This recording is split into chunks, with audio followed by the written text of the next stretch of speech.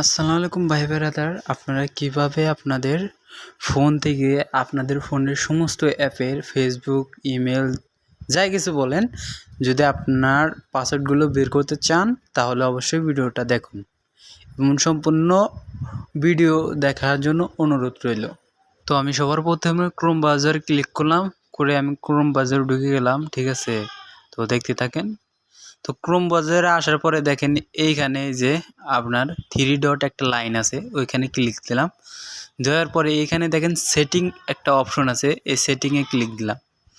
দেওয়ার পরে এখানে দেখেন গুগল সার্চ ইঞ্জিন এর 3 নাম আপনার হলো 5 নাম্বারে যে আপনার পাসওয়ার্ড অটো ফাইল বা পাসওয়ার্ড ফাইল ম্যানেজার, এখানে আপনি ক্লিক করবেন। করার পরে আপনার দেখেন এইখানে আপনার সমস্ত অ্যাপের ঠিক আছে অ্যাপ শো করবে।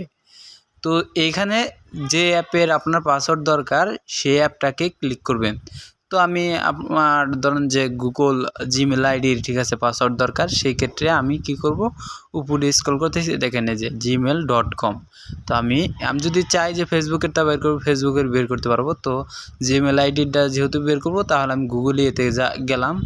যাওয়ার পরে দেখেন ক্লিক দিলাম।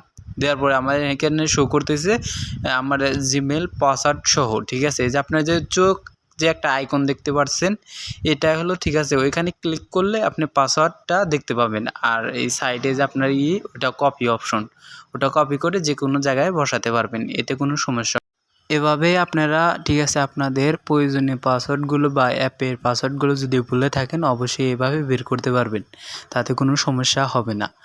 তো আশা করি ভালো থাকবেন এবং আমাদের এই নতুন নতুন ভিডিও দেখার জন্য অবশ্যই আমাদের চ্যানেলের পাশে থাকা বেল আইকনটি এবং সাবস্ক্রাইব করবেন।